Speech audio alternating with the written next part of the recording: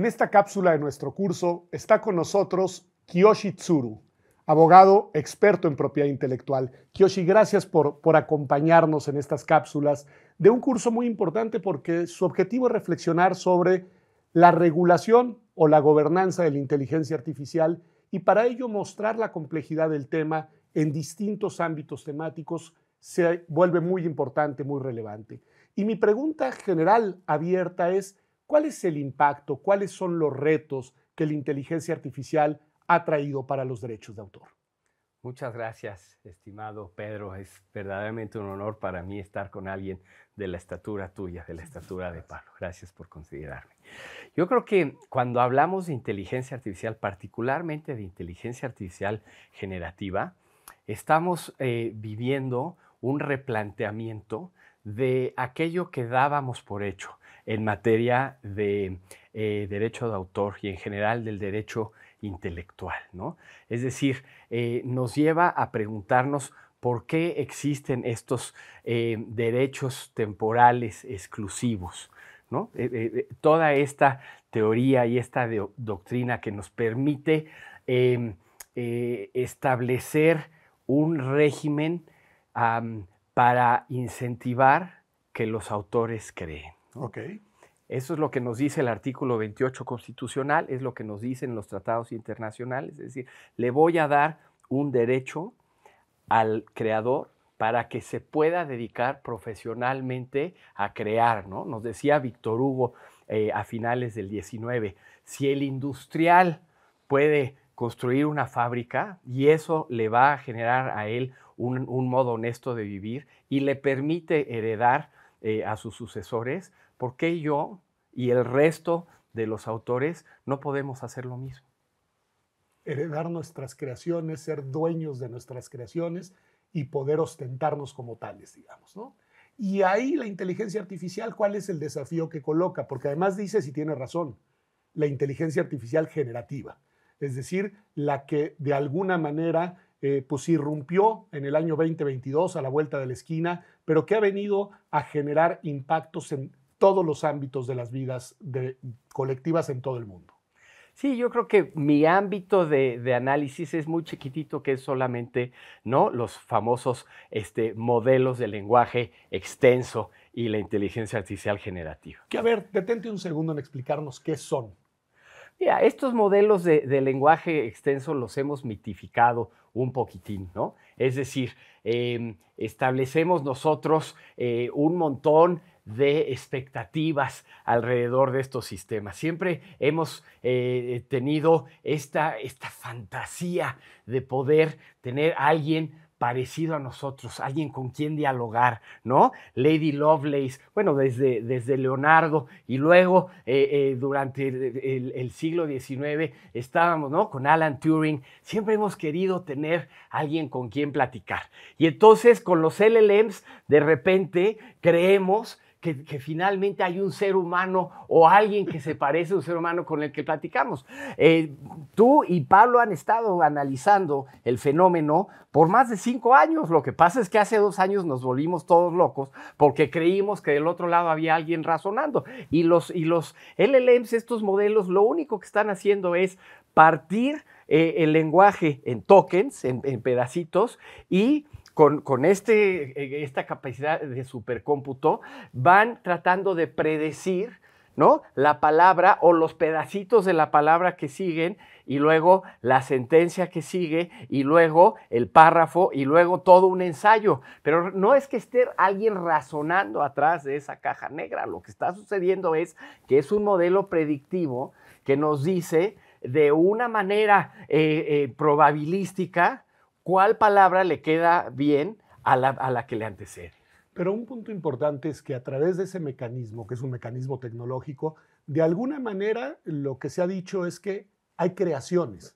Es decir, que pueden ser creaciones de texto, que pueden ser creaciones de imagen, que pueden ser creaciones de sonido. Y creaciones me refiero a fenómenos, productos que no existían antes, digamos, de que alguien le hiciera una pregunta a estos sistemas. ¿Qué pasa desde el punto de vista de los derechos de autor con esas creaciones que no son directamente provocadas, causadas por una persona? Sí, yo creo que, a ver, acabas de plantear el quid de la cuestión. Es decir, hay productos que se hacen a partir de prompts, ¿no? ¿Qué sucede aquí? Yo le pido al sistema de inteligencia artificial que me genere, ¿no? Lo que más nos impresiona ahorita son las imágenes, además de los textos y demás, pero en imágenes y en videos verdaderamente estamos presenciando algo que se parece a la magia. Salió a finales de enero del 2025 el segundo reporte de la Oficina de Derechos de Autor de Estados Unidos y nos está hablando sobre la protección de propiedad intelectual, particularmente de derecho de autor, respecto de los objetos, los productos hechos con inteligencia artificial.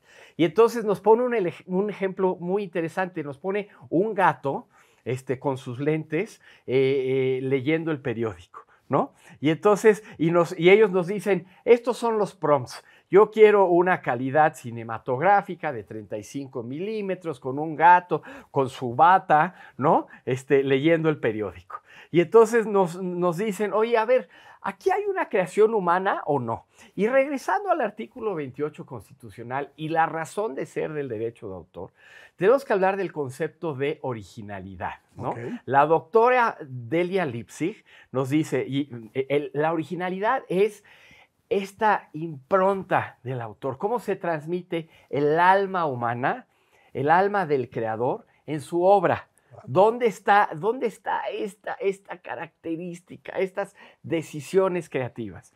Y entonces aquí la Oficina de Derechos de Autor nos dice, mira, no hay un control creativo. Es decir, yo lo que le estoy diciendo al sistema es, dame un gato, ¿no? Con sus lentes y demás. Sin embargo, no puedo yo controlar cuáles son estos elementos a la hora del diseño en particular. No es algo que yo esté haciendo, es algo que las decisiones las está tomando el sistema.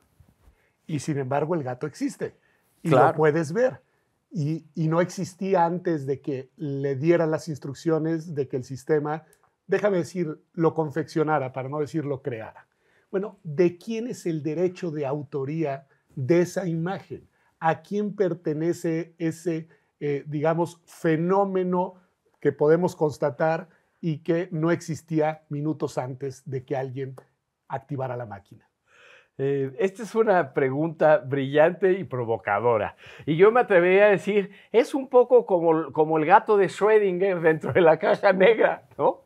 Es decir, este producto no existía antes. No. Tienes toda la razón, ¿no? Es decir, en este caso sale un gato vivo de la caja, ¿no? ¿Y quién lo hizo? Pero sobre todo, sobre ese producto, ¿existen derechos o no? ¿No? Bueno. Alrededor del mundo, todo el mundo nos está diciendo no hay derechos. ¿Por qué?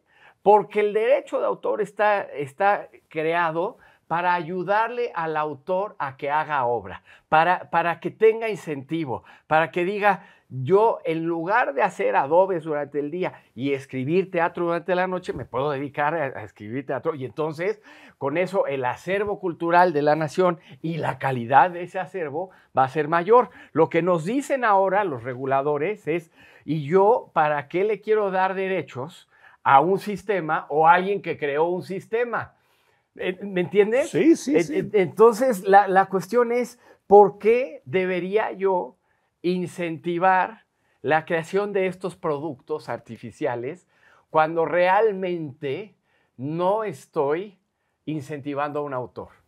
No estoy incentivando a un autor, pero probablemente sí estoy incentivando que más personas le hagan más preguntas y le pidan más confecciones, digamos, a los sistemas. Y ahí habría, digamos, una intervención indirecta por parte de los seres humanos. La pregunta es si a quien hizo la pregunta le podemos reconocer la autoría de lo que creó el sistema. Fíjate, a ver, esto es interesantísimo.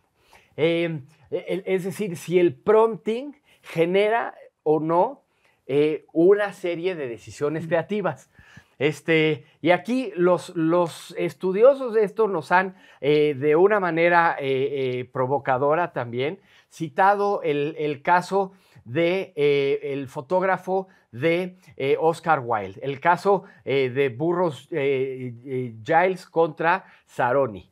Y entonces aquí lo que sucede es que en el 19 de repente viene el daguerrotipo y los pintores dicen, oye, hacerle clic a una cajita no constituye una obra. Obra es agarrar el lienzo y el pincel.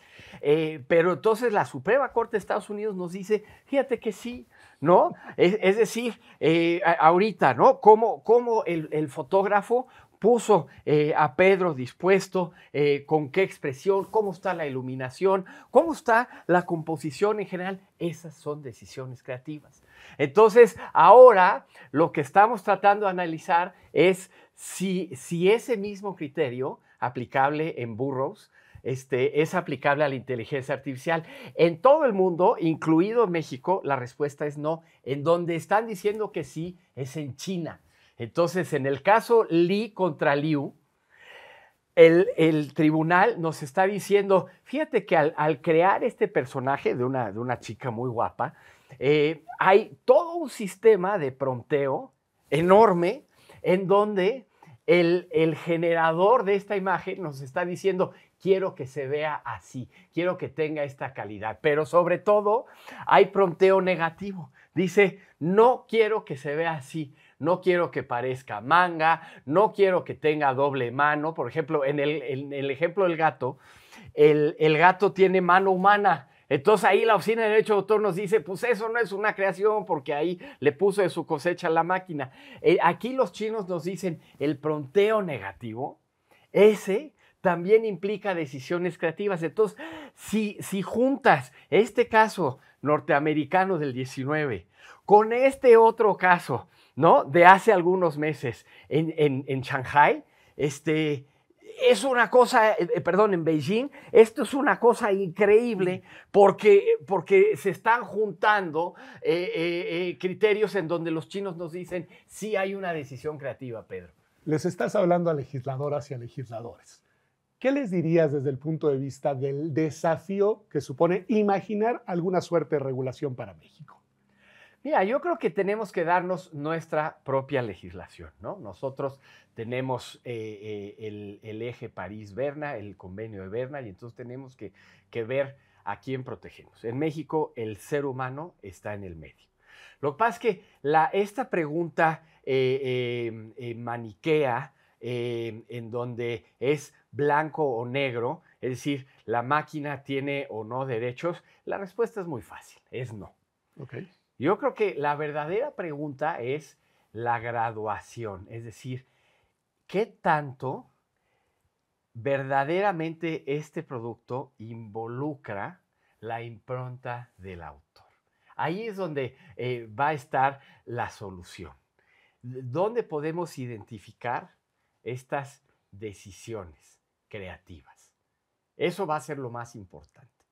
Entonces, ¿cómo podemos asegurarnos que encontramos esa trazabilidad, esa línea? Y ahí es hacia donde va el mundo, y ahí es donde el legislador mexicano va a tener que encontrar en esas sutiles áreas grises. Y aquí tenemos una primera sentencia de la Sala Especializada en materia de propiedad intelectual, la CEPI, el famoso caso 788, en donde la Sala Especializada del Tribunal Federal de Justicia Administrativa ya está analizando esta cuestión. Es muy importante porque en México ya llegamos a ese grado de sofisticación.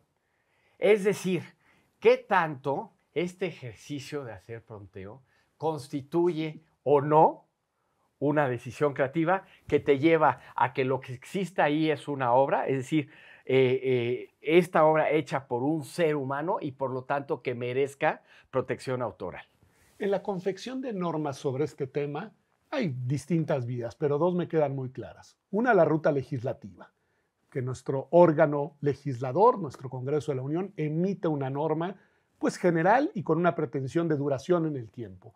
O esta segunda ruta que tú has mencionado, que sean los órganos jurisdiccionales los que van confeccionando las normas, resolviendo caso por caso, en una materia que hay que decirlo, tiene una velocidad y una versatilidad sin precedentes por cómo va cambiando el desarrollo tecnológico. ¿Cuál de las dos rutas recomiendas, Kiyoshi? Yo creo que es una mezcla. Es decir, si a mí me dijeras en qué sueñas, probablemente en el establecimiento de un derecho global uniforme sui generis, ¿no? Lo que pasa es que hoy el entorno geopolítico pues no es muy halagüeño, ¿no? Porque poner de acuerdo a las distintas jurisdicciones no va a ser una cuestión fácil. ¿Qué me encantaría a mí? Que hubiera esta legislación uniforme. Eh, a lo mejor una mezcla. Lo que están haciendo los chinos no es realmente proteger derecho a autor, es decir, no es proteger al ser humano. Lo que están protegiendo es inversión.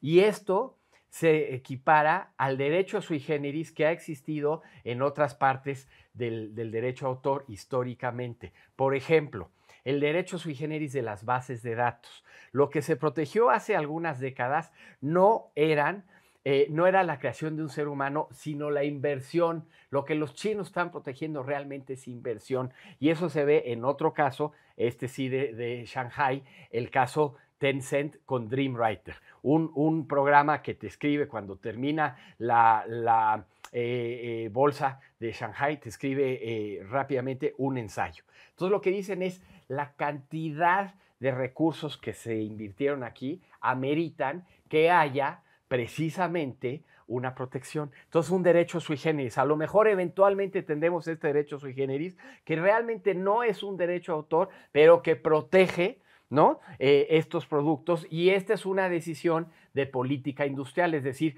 cómo vamos a atraer a estos innovadores. Entonces, los legisladores tendrían que estar viendo qué sucede alrededor del mundo y qué nos conviene en México. En lo que llegamos ahí, porque esto nos va a tomar tiempo, los jueces van a tener que ir supliendo. Y las herramientas con las que hoy contamos, creo que sí nos pueden ir ayudando a llegar ahí. Con nuestra ley autoral, ya la 788, la CEPI nos dice claramente, el prompteo solito, no, pero te deja abierta la puerta. Esto es la cosa muy importante de la 788.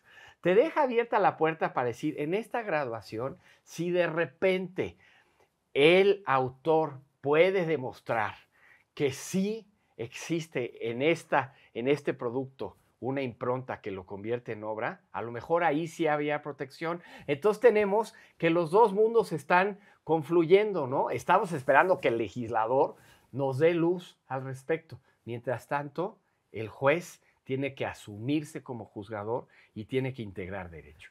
Kiyoshi Tsuru, gracias por habernos acompañado en esta cápsula sobre un tema interesante, importante y totalmente desafiante.